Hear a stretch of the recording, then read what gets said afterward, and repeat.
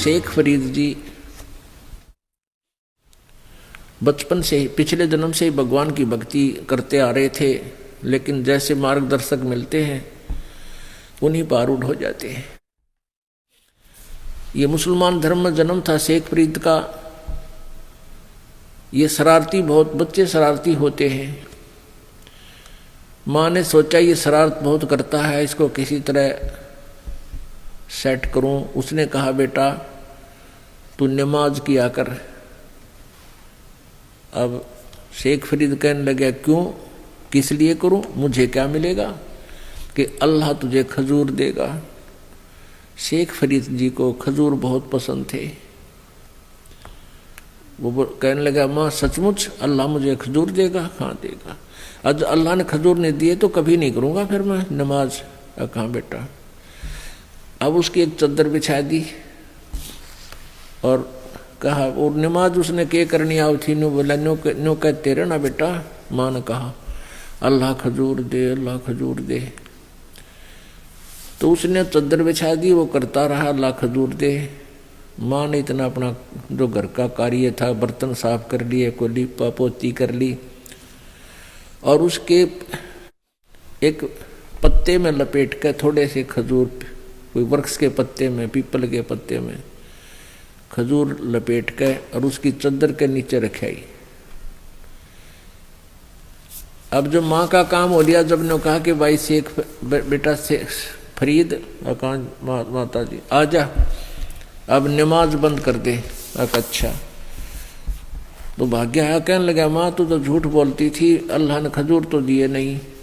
चद्दर के ऐसे थोड़ा देते हैं भगवान, वो गुप्त देते हैं बेटा। चद्दर के नीचे दे, कहीं रखे जरूर रख गए होंगे वो अल्लाह। उन्हें चद्दर उठा के देखी, वो खजूर पा के कूदता फिर है। खा पी के फिर ने बोला माँ ये फिर कब करनी है नमाज?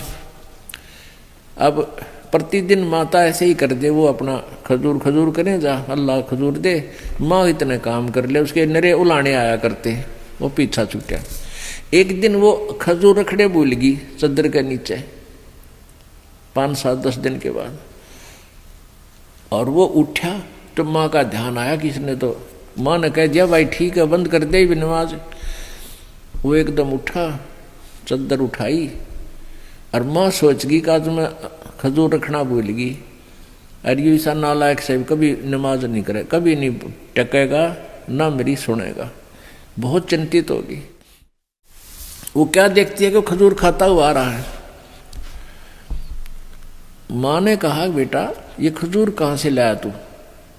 हक माँ प्रतिदिन अल्लाह देता है, चद्दर के नीचे रखे थे। अब माँ समझ पड़ गई, आज मैंने रखे को नहीं, खजूरा नहीं थे, ध्यान नहीं आया इस बात का।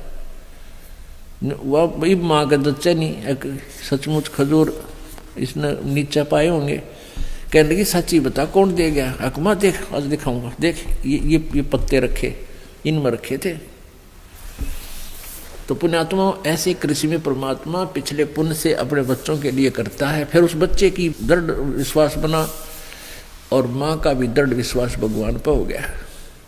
कुछ दिनों के बाद ऐसे संस्कारी प्राणी घर त्याग देते हैं, क्योंकि ज्ञान बिना, ज्ञान होता घर में भी रह सकते हैं, भक्ति घर पे रह के भी की जा सकती है, लेकिन ज्ञान ना होने से परमात्मा पाने के लिए वो घर त्यागना ही उचित समझते हैं। अब कहते हैं आसमान से गिरा खजूर में अटका, वहां जाकर के बाहर भटक रहे थे तो परमात्मा पाने के लिए, तो उसने आगे एक तपस्वी संत मिल गया जिसका बहुत बोलबाला था, कुछ सिद्धियां थी उसके पास।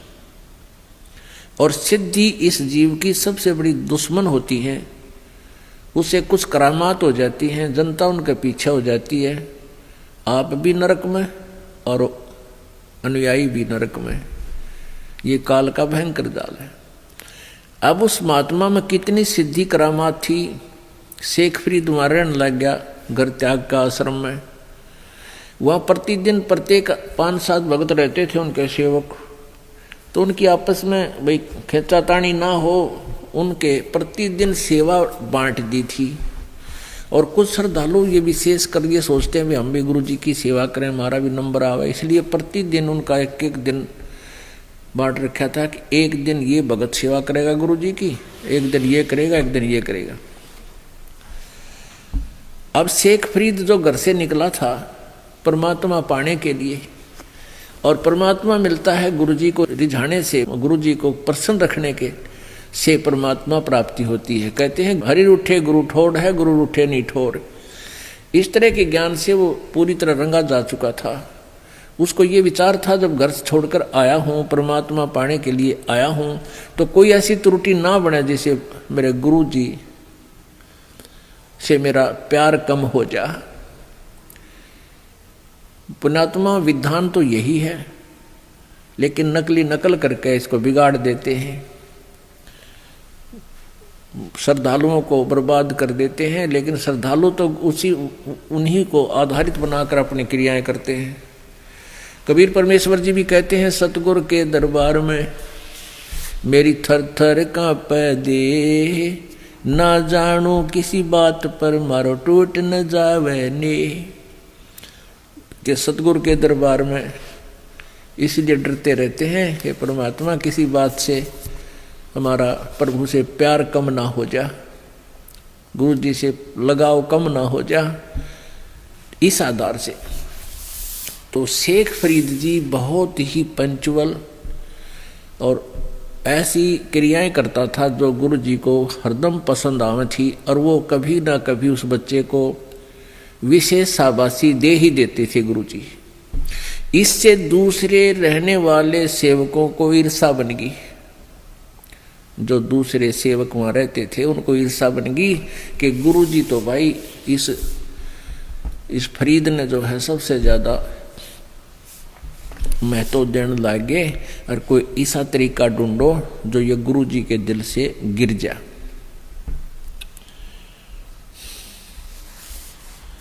अब क्या किया कि वो प्रतिदिन वो उनका गुरु जी हुक्का पिया करता। अब एक ही भगत की सारी ड्यूटी होया करती, उस दिन कपड़े भी धोएगा, उनका खाना भी बनावेगा, हुक्का भी भरेगा, आग बनावेगा, दोनों टाइम जब भी जितनी बार खाना खावे। तो वो गुरुजी जो था खाना खाने के तुरंत बाद हुक्के की डिमांड करता था। अगर कोई 5-7 मिनट लेट हो जाता, 10 मिनट, तो उस सेवक ने डंडा पीटा करता। इतना क्रोधी था, क्योंकि तपस्वी में तामस ज़्यादा होता है। वो तपस्या को ही आधार बताया करता था, और स्वयं भी तपस्या करके ही ये कुछ सिद्धियां प्राप्त किए हुए था वो गुरु उनका शेख फरीद जी का। तो एक दिन वर्षा का मौसम था, वर्षा नहीं थी लेकिन मौसम चौमासे का था। अब शेख फरीद ने अग्नि, जैसे खाना बनाया, अग्नि बन जाती है, उसमें और लकड़ी लगा के हुक्का भरने के योग्य अग्नि तैयार कर ली। वो पहले ही कर लेते थे। फिर खाना खिलाने जाते थे, खाना खिलाते ही हुक्के की चलम ला करके ताखू डाल कर हुक्का भर कर गुरु जी को दे देते थे। शेख फरीद को तो पता था, अपनी तरफ से उसने आग बनाकर रखी हुई थी कि अभी खाना खिलाते ही आराम से हुक्का भर कर दे दूंगा। उधर से उनके दूसरे जो शिष्य भाई थे, गुरु भाई थे, उन्होंने वो अग्नि बुझा दी जो हुक्का भरने वाली थी। अब शेख फरीद तो खाना खुना खिला के आराम से बर्तन साफ करके फिर हुक्का भरना चला। अब देखा उसने जाके आग को नहीं, आग तो खत्म है। उसने सोचा मौसम वर्षा का है, इस करके बुझ गई होगी। वहीं से चलम उठाई, तमाकू डाला, और गांव लगभग आधा किलोमीटर की दूरी पर गांव था, और वहां देखा एक घर में धुआं उठ रहा था। दौड़ा दौड़ा गया, और वो माई क्या कर रही थी कि लकड़ियां लगा रही थी, धुआं ऐसे फूंक मार रही थी, फू फू, आँखों में धुआं बढ़ रहा था, आँखों में आंसू आ रही थी, दुखी हो रही थी। आग बढ़ा नहीं थी क्योंकि मौसम वर्षा का, आग जल नहीं रही थी। तो उसने जाकर कहा, माई अग्नि देना, माई अग्नि देना, हुक्का भरना है, गुरु जी के लिए हुक्का भरना है। अब शेख फरीद ने सोचा जय गुरु जी नाराज हो गए तो बात बिगड़ गई, मेरी तो करी कराई कमाई गई सारे जीवन की। और ये गुस्सा बहुत करते हैं और नाराज, और फिर कई दिन सेवा नहीं दिया करते थे जिससे थोड़ी सी त्रुटि हो जाती। तो माई के पास जाके कमाई अग्नि देना, माई अग्नि देना। माई कहने लगी आँख फुड़वा ले जब मिल लेगी अग्नि, हैं आँख फोड़ ले जब मिल लेगी अग्नि। मेरी तो आँख फूट गई और धूमे में, वह कहते नहीं थी मैं धूमे में आँख फूट गई तो भी फुड़वा ले धूमे में जब मिल रहा अग्नि, यानी तू बना क्यों ना ली तेने वहाँ पर अपनी अग्नि। तो उसने सोचा या माई ने कहा आँख फोड़ ले, इस आँख फोड़ेगा जब आग दूंगी। नो बोला माई ये ले, चमटा दे के आँख काट के देती, ले माई आँख फोड़ दी, मैंने बाग दे दे अग्नि दे दे। ये माई ने देखा इतना सचमुच महात्मा भगत ने तो आँख फोड़ दी। एक लोग बैठ की तू लेते अगले महाराज बदले ले जा आगे, तूने फटाफट अग्नि भरी और ऐसे आँख का कपड़ा बन जा रुमाल सा और फिर भाग लिया। अब अंधेरा सा हो गया था। गुरुजी ने पहली आवाज लगाई रे शेख फरीद उका ना लिया भाई, दूसरी फेर लगाई और तीसरी लगाई ने बोला रे कित मर गया तू आज, कहाँ चला गया तने इतने हुक्का नहीं भरा, तेरा दिमाग खराब हो गया दिखे। उन्होंने सोचा बिगड़ की बात, इतना मैंने बोला आ गया गुरुजी, आ गया गुरुजी, यो आ गया। रख के हो गया था गुरुजी, यहाँ आग बुझ गई थी, मौसम खराब है ना, और वहाँ से भाग कर लाया हूँ गुरुजी माफ़ करना। कहा अच्छा भाई रख दे। अब वो तो हुक्का पीने खराटे भरा करता, सो जाया करता। गुरुजी तो रोटी खा के हुक्का पी का अपना पड़ जाता। तो उसने देखा रे शेख फरीद यो आँख के लग गया बेटा, अकबर दया है आपकी महाराज के लग गया था, आपके होते होते हैं ऐसे ही थोड़ा सा, बस ज्यादा कुछ बताया नहीं। अब वो तो पी कर लेट गया। अब माई ने सारी रात नींद आई नहीं, रात हो गई थी कि जाऊं क्यों आश्रम में, वो संत बात नहीं करें। सुबह गई हुआ, आँख ने धर रही एक बर्तन में छोटे से में, वो आँख जो काट के वहाँ गेर का आया था। और आके ने बोली महाराज जी मेरे से गलती होगी माफ करना। वह डरगी की पदे शराब दे दें, वचन बुढ़ा काट दे संत, उनके चेले के साथ मैंने ऐसी बदतमीजी कर दी। वह डरती डरती ने कहा जी मेरे से गलती होगी। क्या हो गया माई? संत ने पूछा कि आपका शेष अग्नि लेने गया था, मैं धूमे में दुखी हो रही थी, लकड़ी गीली थी, मौसम खराब था, आग ना बढ़े थी, और मैंने तो गुस्से में कहा था कि आंख फोड़ ले जब मिला कर, जब बनेगी अग्नि, जब मिल लेगी अग्नि। आपके चेले ने आंख काट के दे दी, महाराज ये देखो मैंने माफ कर दियो। उन्होंने बुला रहा कौन? शेख फरीद हो रहे ना? वो आया, कहाँ जी? क्या बात हो गई थी जी? ऐसे ऐसे अग्नि बुझ गई थी, मैंने सोचा गुरु जी रुष्ट हो जाएंगे, और माई ने बोली आंख फोड़ ले जब आगे मिलेगी, मैंने आंख फोड़ दी। गुरु जी के लिए जब माटी है, ये शरीर आपका है गुरु जी। उनकी सच्ची श्रद्धा देख कर सीने से लगा लिया उस संत ने और कहा बेटा खोल दे पट्टी। वो पट्टी खोल दी, उसकी आंख नो की नो होगी पूरी, लेकिन थोड़ी छोटी रहेगी, आंख नो की नो ओके स्वस्थ होगी, और वह एक निकली पड़ी बाहर। तो ऐसी भी सिद्धि उस संत के पास थी, लेकिन फिर भी मोक्ष मार्ग नहीं था, ज्ञान ठीक नहीं था। ऐसी सिद्धि होने के बाद, ऐसी करामात होने के बाद उस क्षेत्र में उस काल के दूत की इतनी महिमा बन गई उस संत की। ओहो दुनिया गुण गावा, भाई कमाल कर दिया, नहीं हो गया, वह बात आग की तरह फैल गई। काल तो ऐसे ही करता। तो पुण्यात्माओं ऐसी महिमा देखकर किसी संत की, उसके ऊपर जो आश्रित हो गए वह कैसे दूर हो। परमात्मा कहते हैं शब्द महल में सिद्ध 24 हंस बिछोड़े विश्वे 20। इस पिछले जन्म की कमाई और वर्तमान की हठ योग क्रियाएं और विशेष मंत्र के एक विशेष जाप से सिद्धियां आ जाती हैं। परमात्मा कबीर जी कहते हैं ये तो एक सिद्धि हमारी भक्ति से, हमारा जो मंत्र है, इस मंत्र से भगत के अंदर 24 सिद्धियां आ जाएंगी, लेकिन इन सिद्धियों को यूज नहीं करना, नहीं तो कर्म बिगड़ जाएंगे, भक्ति बिगड़ जाएगी। क्या बताते हैं? शब्द महल में सिद्ध 24 हंस बिछोड़े बिस्वे 20। एक सिद्धि सुरदेव मिलावे, एक सिद्धि तन मन वृत्ति बतावे, एक सिद्धि हो पवन स्वरूपी, एक सिद्धि हो वे अनुरूपी। एक सिद्धि निस्वासर जागे, एक सिद्धि सेवक हो आगे, एक सिद्धि सुरगापुर ध्यावे, एक सिद्धि जो सब गट छावे, एक सिद्धि सब सागर पीवे, एक सिद्धि जो बहु जुग जीवे। एक सिद्धि जो उड़े आकाशा, एक सिद्धि परलोक के वासा, एक सिद्धि कष्ट तन जारा, एक सिद्धि तन हंस नियारा, एक सिद्धि जल डूब न जाई, एक सिद्धि जल पैर न लाई, एक सिद्धि बहु चोले धारे, एक सिद्धि नी तत्व विचारे, एक सिद्धि पांचों तत् नीरम, एक सिद्धि जो बजर शरीरम, एक सिद्धि पीवे नहीं खाई, एक सिद्धि जो गुप्त छिपाई, एक सिद्धि जो ब्रह्मंड चलावे, एक सिद्धि सब नाद मिलावे, एता खेल खिल्यारी खेले, सो हम हंसा प्रगट वेले, 24 को ना दिल चावे, सो हंसा शब्द अतीत कहावे। प्रासिद्धि पूर्ण पटरानी, सतलोक की कहूँ निशानी, सतलोक सुख सागर पाया, सतगुरु भेद कबीर लखाया।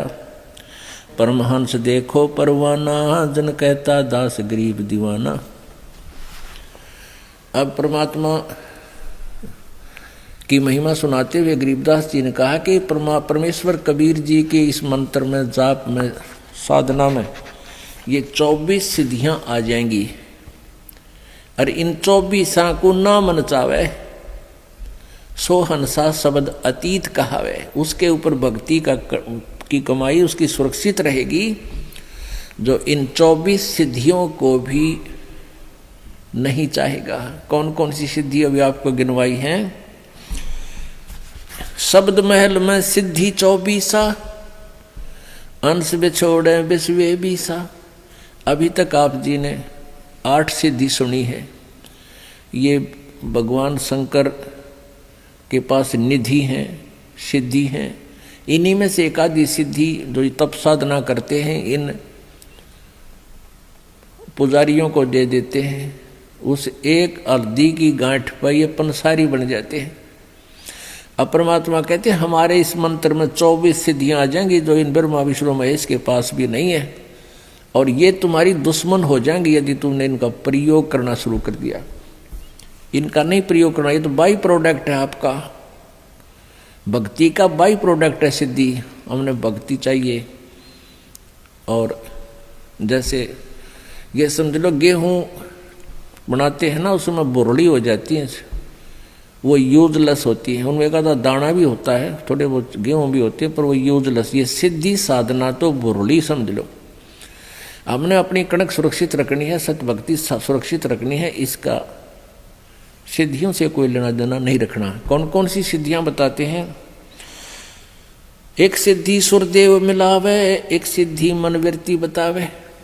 ये सिद्धियां होती हैं जो आपके मन में क्या सोच रखा आपने वो बता देगा सामने वाला। उसके एक वो मन की वृत्ति बताने वाली सिद्धि जिसने अपनी कंप्लीट कर रखी है, साध रखी है। एक बार हमारे ताऊ के लड़के की भैंस चोरी होगी, तो किसी ने बताया कि वहाँ इधर गुड़गांव साइड में एक मुसलमान है, और वो जाति बता दी है चोर का नाम। तो उसने वो वहाँ गए 5-7 हमारे घर वाले, उसने कहा कि तुमने जिस पे शक है उसका नाम लिख लो, और उसके साथ साथ और 10 नाम और पर्चियाँ बना लो। एक तो उसकी हो जिसके ऊपर तुमने शक है, और बाकियों की 10 के 9 के नाम और लिख दो। 10 पर्ची यहाँ डाल दो, मैं अपने आप उठा के दे दूंगा, वो चोर होगा। अब उन घर वालों को किसी एक पर शक था, उसका नाम लिख दिया। सबके जितने सेव वहाँ गए थे सबके मन में यूँ था कि यूँ पक्का चोर है, और वो पर्ची डाली, उसने वह पर्ची उठा के दे दी। वह मन की वृत्ति जाने था कि किसके बारे में सोच रहे हैं ये चोर। सब खुश हो गए, वाह भाई वाह, बड़ी बात है, तो कति सच्ची बात होगी भाई, देखा ना हम भी सोच रहे थे, इसने वह बता दी। वो आके पुलिस ने कहा था भाई अपना नाम बता दो, किस पे शक है, उन्होंने बता दिया यूँ चोर है। पुलिस ने उसको पूछताछ की, धमकाया खुरकाया, पुलिस ने कहा भाई यूँ चोर नहीं है। फिर उन्होंने किसी और पर शक कर लिया कि शायद वो है भाई पक्की बात, वो उस दिन वहाँ खड़ा था, ऐसे रात में वहाँ खड़ा था, उसने देखा था। तो वो फिर किसी दूसरे और के पास गए, एक ऐसा ही बकवाद करनी है, तो उसने भी यही कहा। ऐसे ही उन्होंने उसका नाम लिख दिया, जिस पे शक था 9 और लिख कर डाल दिए। उसने वह पर्ची निकाल दी जिस पर उन हमारे घर वालों में शक था, वो नाम निकाल के दे दिया कि यूँ चोर है। अब फिर उन्होंने फिर आगे पुलिस को बताया कि यूँ पक्का चोर है भाई, तुम कित पूछ का ऐसे ऐसे वहाँ। तो पुलिस वाले बोले ये बात नहीं जचती। उससे भी पुलिस ने पूछा था अच्छी की, लेकिन वो भी चोर नहीं था, वो बहस नहीं पाई। और वो जाते बताते जो मन में सोचते ये बकवादे हैं, किसी ने सच्ची भी हो जाती है उनकी, तो 20 जगह गुण गा दे, हमारी तो सच्ची बता दी थी उसने। तो पुण्यात्माओं, ये ड्रामाबाजी हमने नहीं करनी चाहिए। तो क्या बताते हैं, एक सिद्धि निस्वासर जागे, एक सिद्धि सेवक हो आगे। मेरे मामा जी का गांव है खेड़ी दमकन सोनीपत में, और वहाँ एक गीसा पंथ का एक गीसा साहिब जिसको परमात्मा मिले थे, उसी का एक गीसा दास संत का ही शिष्य नेक्की राम जी था। उसने गीसा साहिब जी की वचनों को आधार ना मानकर संसारिक जो आम लोकवेद के आधार से हठ योग करना शुरू कर दिया। उस हठ योग से उसमें सिद्धि आ गई, नींद ना हो, उसने दिन रात जागता रहता था। तो वहाँ एक आश्रम बना हुआ है, उस आश्रम की स्थापना होने का कारण जब हमने पूछा तो बताया वहाँ के व्यक्तियों ने कि नेक्की राम जी यहाँ एक बड़ी सी थी, वन था छोटा सा, उसमें बैठ गया आके और ज्ञान प्रचार करे और दिन रात जाग गए। तो वहाँ एक दो सेवक रहने लगे, उन्होंने कहा यो महात्मा जी ना दिन में सोता ना रात में। तो लोगों ने छुप कर देखा कई दिन तक, अगवे सचमुच ना दिन में सोता ना रात में सोता, ये तो महाराजा पड़ा है। उसका उड़े एक आश्रम बना दिया, मंदिर बना दिया, उसकी पूजा शुरू करने लगे हैं, और आज कुछ भी कोई ना उसका पल्ले। तो इस प्रकार हम भ्रमित हो जाते हैं। एक सिद्धि निस्वासर जागे, एक सिद्धि सेवक हो आगे। जैसे आपको हम कई बार सुनाते हैं कथाएं, उदाहरण देते हैं कि ये मन जो है ये एक भूत समझो, और इसको यदि भक्ति पर लाए रखा तो ये ठीक से, अगर इसको भक्ति पर नहीं लगा तो बकवाद सूझता है, कोई और कोई भूतपना कोई गलत काम करवाता है, पाप की तरफ दौड़ता है, हमारे जान का खतरा बनता है। तो इसके लिए किसको कैसे कंट्रोल करना चाहिए इस मन को, इसको परमात्मा के नाम पर लगाए रखना चाहिए। तो इसका उदाहरण देते हैं हम कई बार। तो आपको ये कथा सुनाते हैं, एक साधु था और उसने एक सिद्धि कर ली। उस सिद्धि से क्या होता है कि किसी पितर को या किसी प्रेत को कंट्रोल कर लेते हैं। तो उसकी साधना के कारण ईश्वरीय शक्ति से वो जो सिद्ध किया हुआ जो होता है वो सेवक रूप में प्रकट हो जाता है, वो केवल उसी को दिखाई देता है। ये सिद्धि उसकी साधना से ऐसा हो जाता है। एक संत के पास, एक तपस्वी के पास ऐसी सिद्धि थी, लेकिन उसमें एक अवगुण था कि उसको अगर काम ना बताया गया, वो सेवक प्रकट हो जाता था तो सिद्धि से, तो नहीं तो वो फिर उसको हानि कर देता। एक से संत ने वो सिद्धि आती थी, उसने अपने चेले से भी वह सिद्धि करवा दी।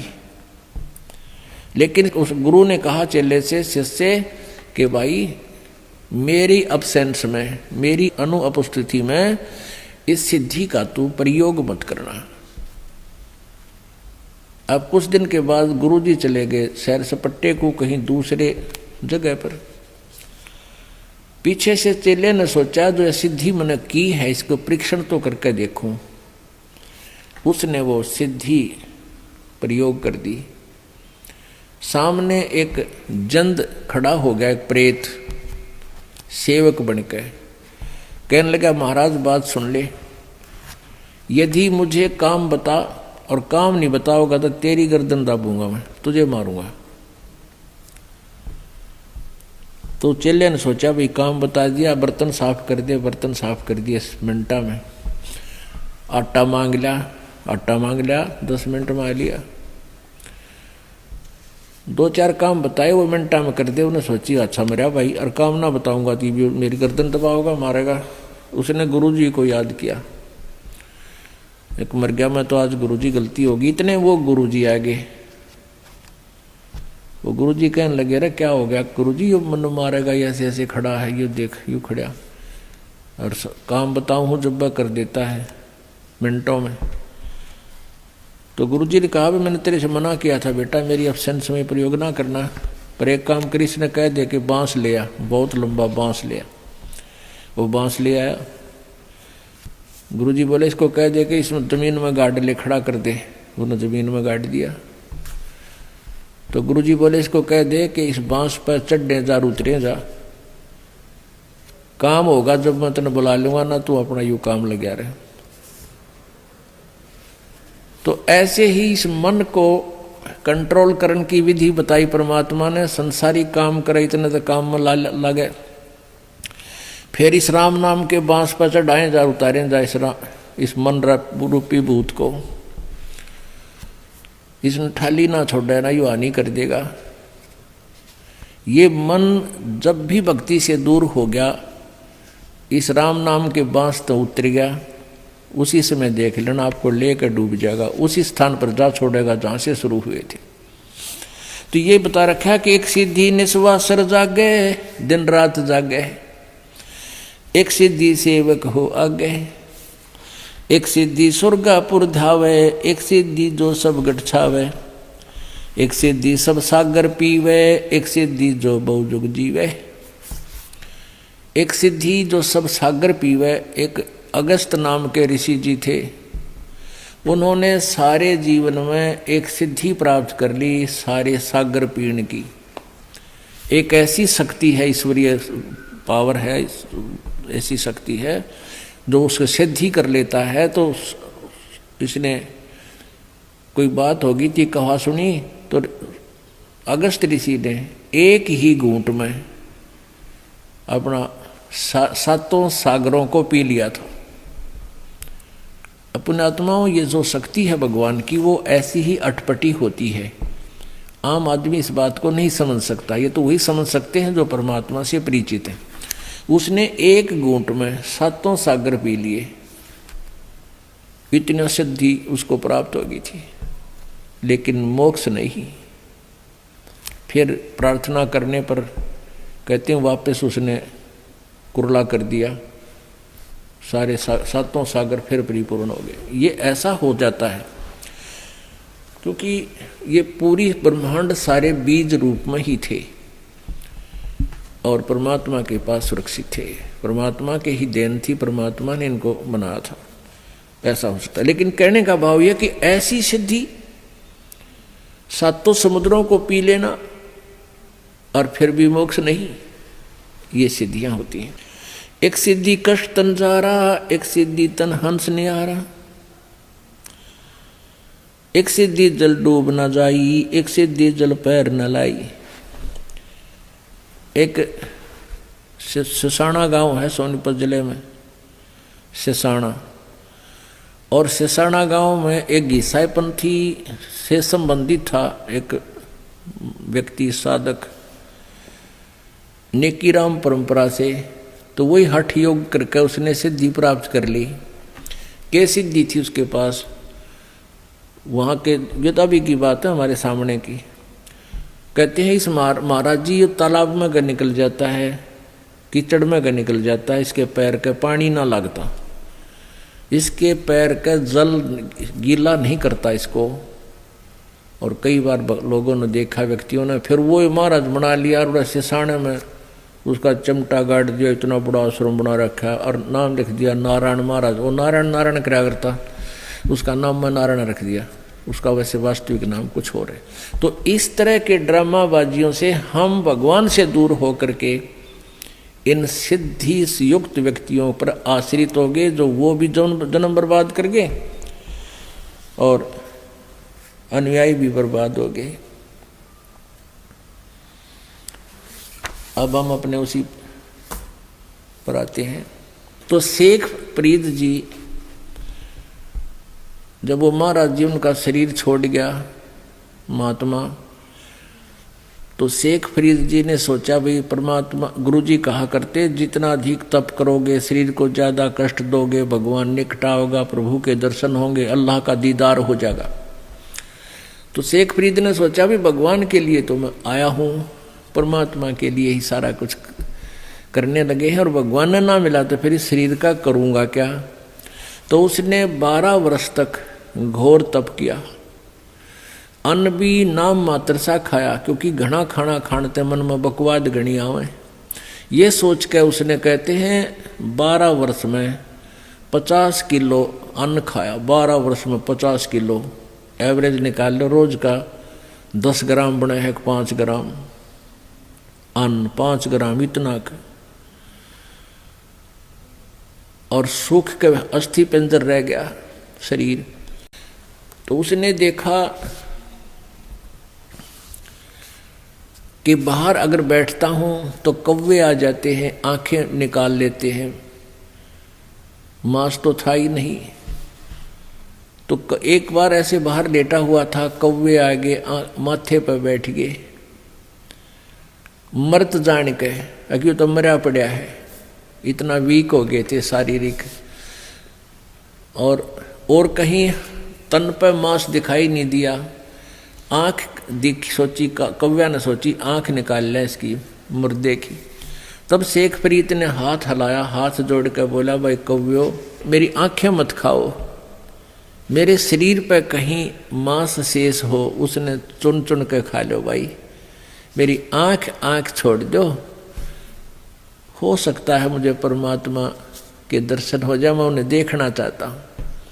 प्रभु के दर्शन करने के लिए मेरी आंख छोड़ दो, मेरे शरीर पर से जो मांस बचा उसने खा लो तुम, मैं मना नहीं करता। इतना कहकर रोने लगी।